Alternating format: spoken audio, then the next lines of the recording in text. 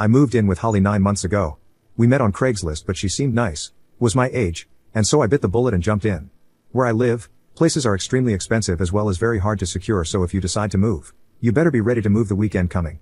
I wish I'd have had more time to get to know her and look at more apartments, but that's life. Holly makes $44,000, and I make $73,000 despite being a year younger than her.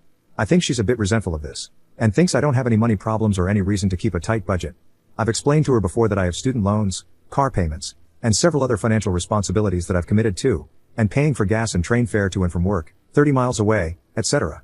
But either way, she often makes snide remarks about how I make so much more than her, probably undeservedly in her opinion.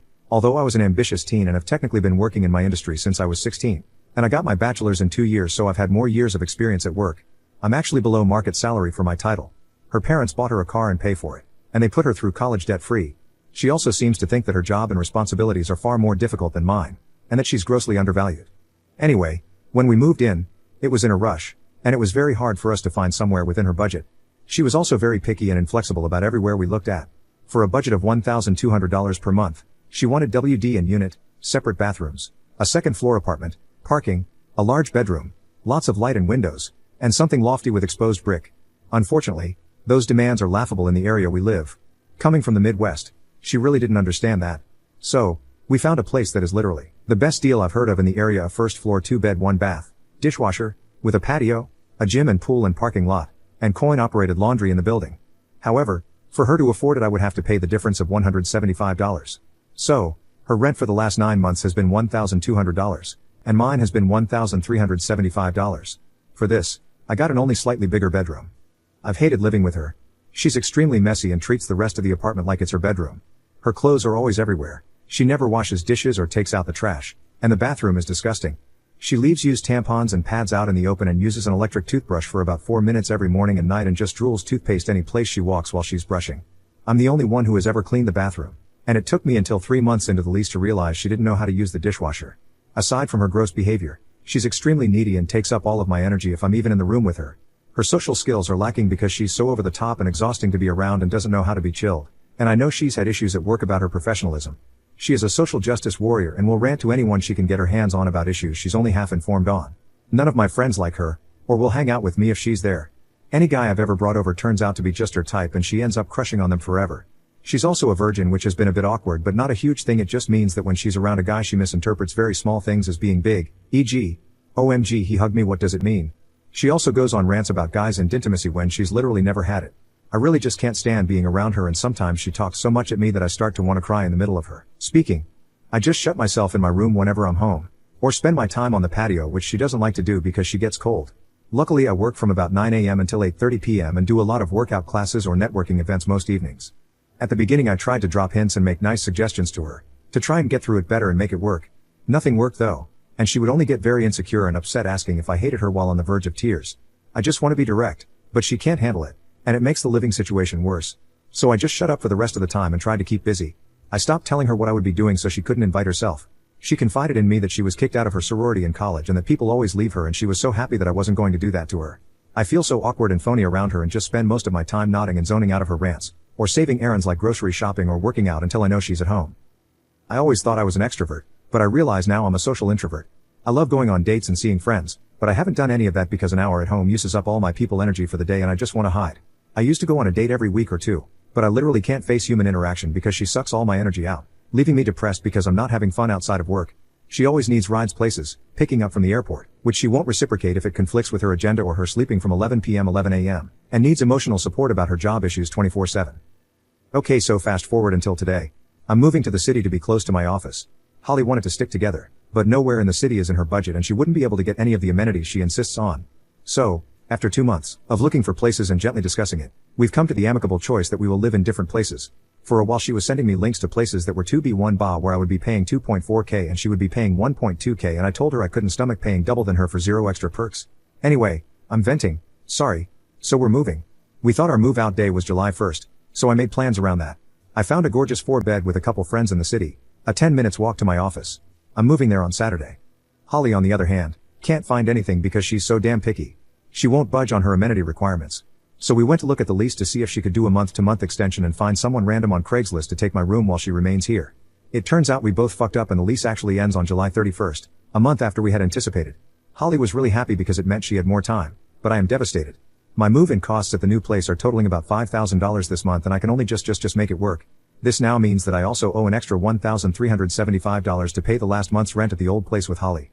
It's my own fault for not reading the lease properly before I signed for a new place, but it sucks. Since she had suggested a new CL roommate for her staying at the apartment, I asked if we could do that for July anyway and she said yes as long as I found someone not crazy. I put an ad up, and have had loads of responses. We're right next to a famous university, so lots of smart and mature students/executives here for summer have been emailing me. I forwarded them all onto her for approval and she said no to all of them for various, silly reasons. Finally today a girl emailed me saying she was doing a summer medical program at the university, and she was bringing her sister, who wants to do a grad program, to see the school too. They both wanted to stay in my room for 3 weeks but would pay for the full month to make up for extra utilities used. They sounded the most promising, and I was sure Holly would be interested, so I sent their app along. I thought she would be keen on having 2 potential friends. She responded saying, I also think the rent should be higher. This is a downgrade of quality of living for me so I shouldn't pay as much. Kinda like how you didn't want to pay $1,000 more than I was paying to share a bathroom with me in the city. I think that's a bit different because you're already sharing a bathroom. And we were talking about a $1,000 discrepancy there for the exact same living situation as each other. How much more would you want them to pay? Right. But sharing a bathroom with 2 people is different than sharing with 1 person. You and I don't have conflicting schedules, so it's a non-issue. But I would be pretty annoyed if I couldn't get ready in the morning because there were 2 other people in the queue, when I didn't sign on to share a 2BD with 2 other people. My mom's office weighed in and they all recommend the rent being split in thirds. I think the point is I shouldn't have to be stuck with anything. I signed on for a 9-month lease with 1 person I knew. And all of a sudden the expectations are changing and I'm supposed to pay the same. How would you feel if you were in my shoes? This is my life, too. I do see her point. But I'm really frustrated because I thought that this was going to be the one she liked, and I'm at my wit's end. The women can't afford what Holly is asking for, and there is nobody else in the pipeline that she approves of. I feel like I've spent the past 9 months bending to her needs, and sacrificing my time and money because of it, and she can't give me this one thing? Just 3 weeks of having an extra person use the shower, which will be paid for in utilities. Everything I feel like I've done for her is coming down to the line for the bathroom? I've collectively spent $575 more than her on our stupid apartment just so she could afford it, only to have her treat it like shit. I just want to get the fuck out to my new apartment, but I don't know what the fuck to do about the last month of rent I'll owe, and can't afford. Do I just sublease my place to someone whether she likes it or not? Do I tell her everything I've told you here and hope she changes her mind? Am I being unreasonable? If I am, what should I do about the cost of the last month of rent? Thanks for letting me vent. I appreciate any insight. Update, I'm 22F, at my breaking point with my difficult roommate, 23F, over a moving out mess. Re the moving out situation. I didn't bring on a subletter, and let her live alone for a month. My plan had been to move to the city and live happily ever after. I was planning on moving into a shared house via a startup called Campus. Literally the day before I was supposed to move, they shuttered their operations. So, I moved in with my parents because I did not want to go back to living with Holly. This worked out well for me financially. After a couple of months I found a new place in the city and moved in there. All was great. Holly renewed her lease with an acquaintance from college who was moving to our area. I mentioned that Holly had issues with professionalism. Well, Holly ended up getting fired from her job. I reached out to another agency in her industry I knew well, in the same field, to set her up with an interview. Why? And she ended up getting the role. After she got it, I went for coffee with her to talk about it, which was the first time I'd seen her since the move. She told me she wasn't enjoying living with Emma because Emma would never invite her to things or be home as much as she originally said she would. Shocker. In general, it sounded like Emma dealt with a lot of what I dealt with. Then I brought up something funny, that I'd matched on Tinder with a guy who'd worked with Holly at the agency she'd been let go from. I had met him once at some company thing I'd gone to with her. She immediately asked me to message him and ask him what he thought of her. She told me she'd had the biggest crush on him the whole time she'd worked there and that he was the one for her. We left it at that, with her asking me to promise to message him. I said maybe. Well, I did message him. And we went on a date. She texted me almost every day asking if I'd heard from him, and when I finally responded and said we were going out, she became extremely upset. She asked me to make a choice between him or her. She said I was boyfriend stealing, and that I wasn't a good friend. I wanted to tell her I wasn't her friend. So I took her up on her ultimatum, and I chose him over her. 2.5 years later that guy and I live together and have the most gorgeous dog in life. We have a great friend group, great jobs, and our families are so close we've all spent Christmas and Thanksgiving together too. He's so hot and cool. I'm 25 now and he's 29. Our dog is a 1.5 Aussie. I've never spoken to Holly again, but since my boyfriend is close to his old coworkers, don't worry, he wasn't fired, who keep up with Holly on social media. I've heard that she moved to LA and has cycled through 4 more companies, each time getting fired. I don't know much else about her life since she blocked me on every single form of social media including Venmo. I've never met a person who knew her that didn't think she was batshit, so that's validation. The end. TL, DR, 10 tenths would boyfriend steal again?